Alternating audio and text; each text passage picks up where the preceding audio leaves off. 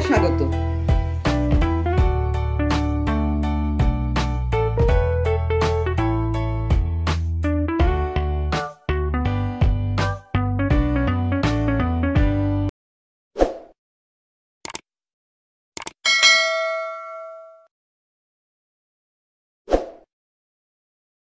আজকে বানাচ্ছি তুষার সিন্নি।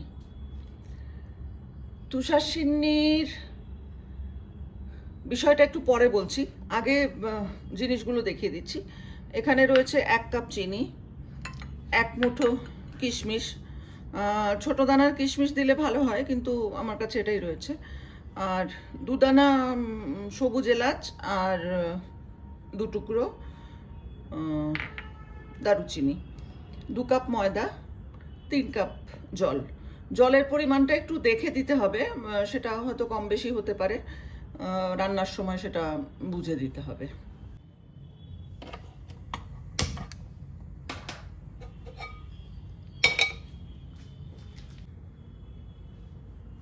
কড়াই গরম হয়ে গেছে। ঘিয়ের কোনো মাপ নেই, ঘি ইচ্ছে মতন।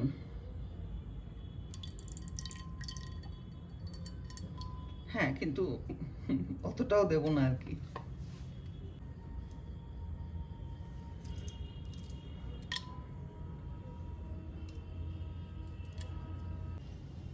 আমার সমস্ত শৈশব জুড়ে রয়েছে এই তুষার সিন্নি। সে সময় যেখানে থাকতাম সেটা সিলেট শহরের দরগা মহল্লা কলোনি।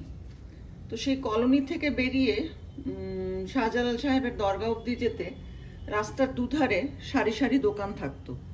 সেই দোকান ছিল তুষার সিন্নির। এরকম বড় বড়, বেশ বড় বড় গামলার মধ্যে একটা বাদামি রঙের হালুয়া থাকতো, তার উপরে এরকম গুজে গুজে গুজে গুজে হালুয়ার উপরে কিশমিশ দেওয়া থাকতো। তো সেই 4 আনা 8 আনা পয়সা হাতে পেলেই এক দৌড়ে তুষার সিন্নির দোকানে। আমি গ্যাস ধিমে করে একটু একটু করে ময়দা দেব, নইলে ময়দাটা পুড়ে যাওয়ার সম্ভাবনা থাকবে।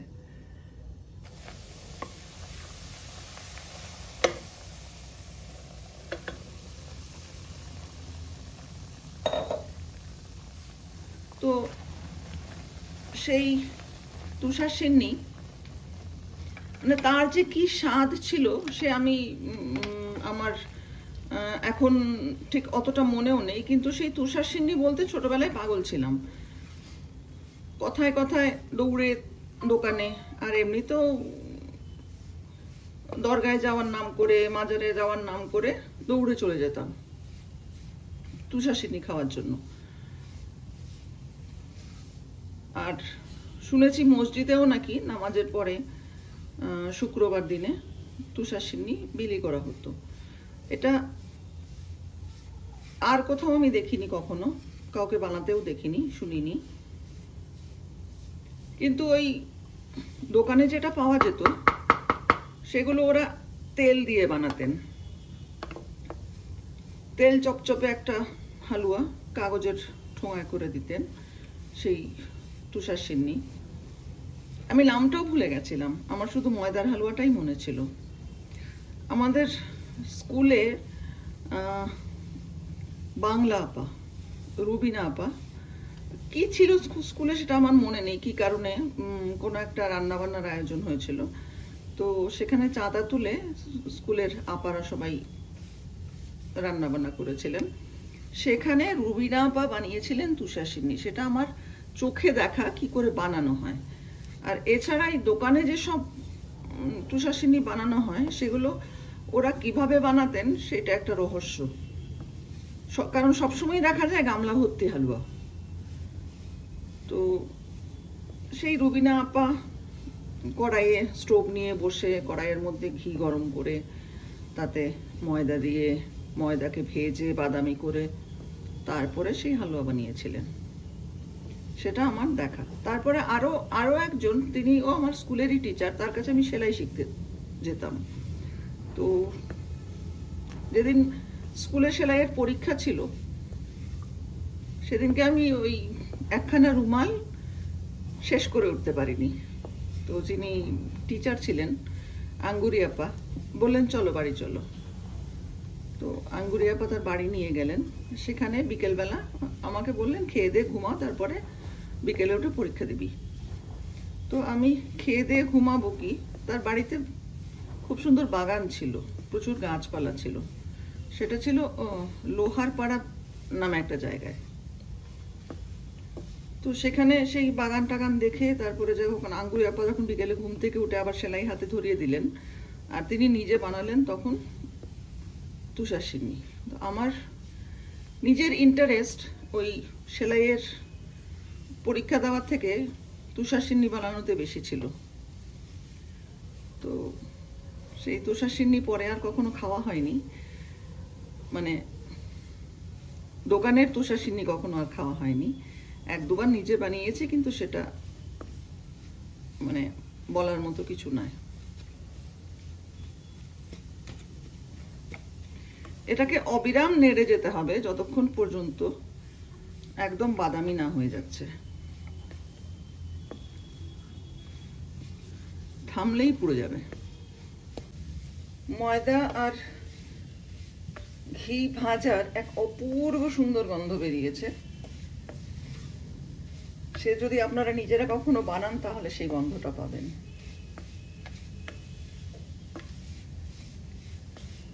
আমার তো মনে হয় খাওয়া থেকে রান্না করাতে বেশি আনন্দ, অন্তত আমার নিজের তাই মনে হয়। আমি রান্না করতেই বেশি ভালোবাসি।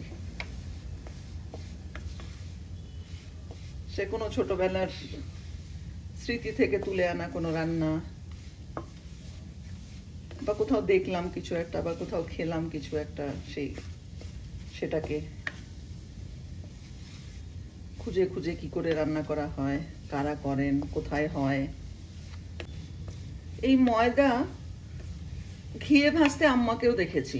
আম্মা একটা ক্ষীর বানাতেন, দুধের ক্ষীর, ওর মধ্যে আর কিচ্ছু পড়তো না, শুধুমাত্র দুধ জাল দিয়ে দিয়ে দিয়ে দিয়ে ঘন করে সে একদম মানে গাঢ় বাদামি রং হয়ে যেত তার। তখন শেষ বেলায় একটুখানি হয়তো 1 চামচ ময়দা ঘিয়ে ভেজে ঝুরঝুরে ময়দাটা সেটা ওই ইয়েটার ওপরে ছড়িয়ে দিতেন, তখন সেই ক্ষীরটা জমে যেত।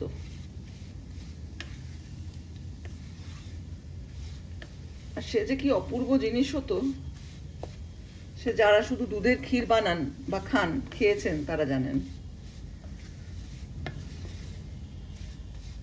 ময়দায় রং ধরতে শুরু করেছে, আমি গ্যাস ধিমে রেখেছি, নইলে ধাই করে পুড়ে যাবে।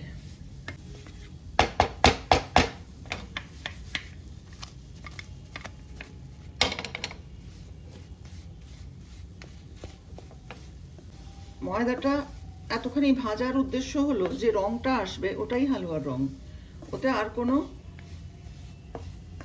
কিছু রং আসবে না, দেওয়া হয় না।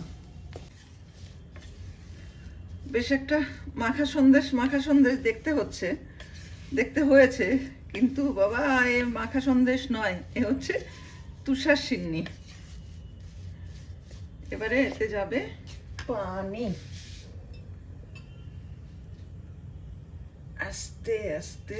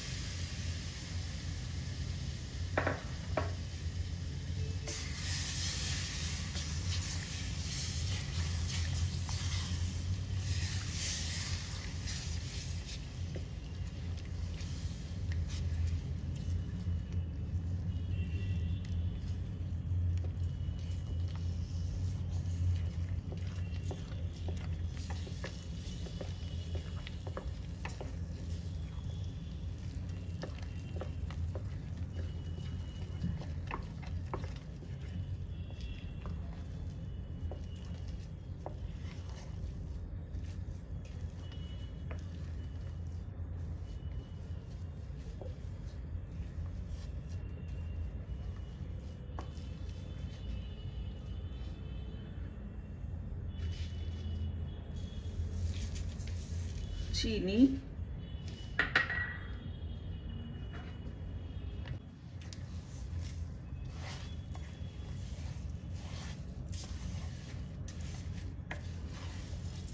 একটু চিনি লাগবে। সেই কোন ছোটবেলায় দেখেছি চিনি পানি কোনো কিছুরই মাপ জানি না।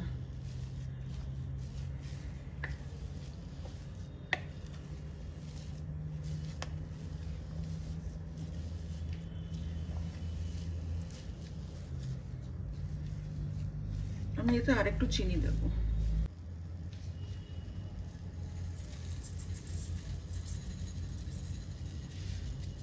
আরো 1 কাপ চিনি এতে গেল।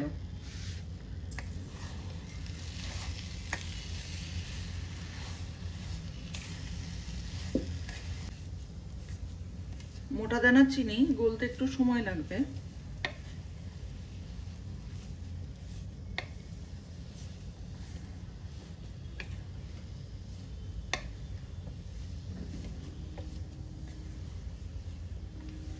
এবং এটা বেশ কঠিন কাজ, এই হালুয়া অনবরত নেড়ে যাওয়া বেশ কঠিন কাজ, পরিশ্রম সাধ্য। তবে আমি ছোটবেলার গন্ধ পাচ্ছি।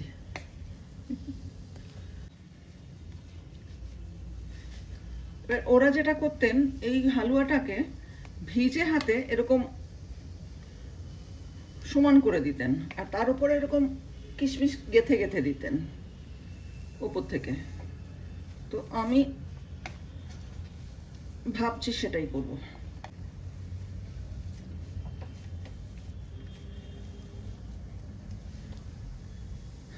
গ্যাস বন্ধ করলাম।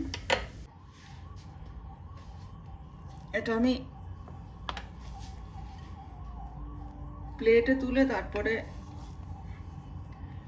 ছোটবেলার সেই তুষার সিন্নির সাজটা দেব।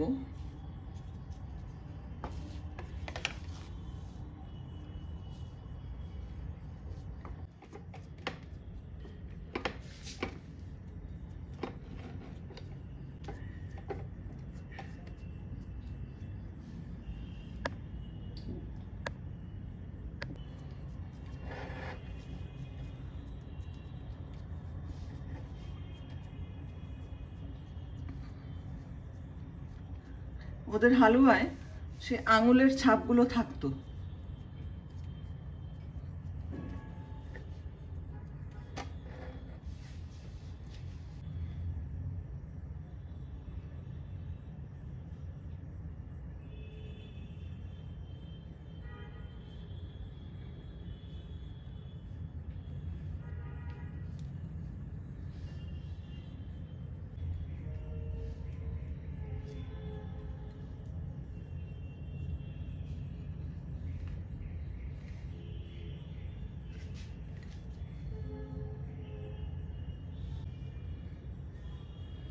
বাংলাদেশে গেলে প্রতিবারই ভাবি সিলেট যাব, কিন্তু কখনোই যাওয়া হয় না।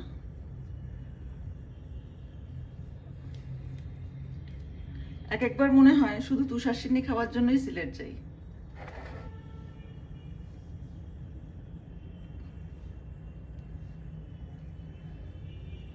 এখনো সেই দোকানগুলো কেউ আছে কিনা, সেভাবেই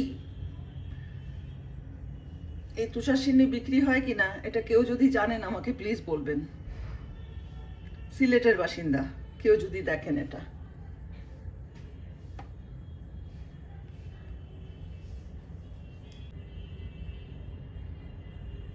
ওদের কিশমিশগুলো ছোট ছোট গোল গোল কিশমিশ হতো, আর এতটা ঘনও থাকতো না, সে বেশ দূরে দূরে।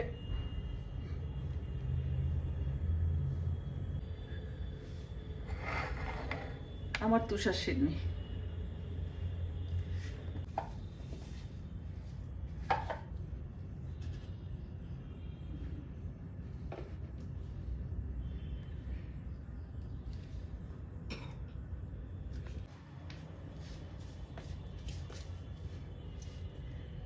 ঘি চপচপে তুষার সিন্নি।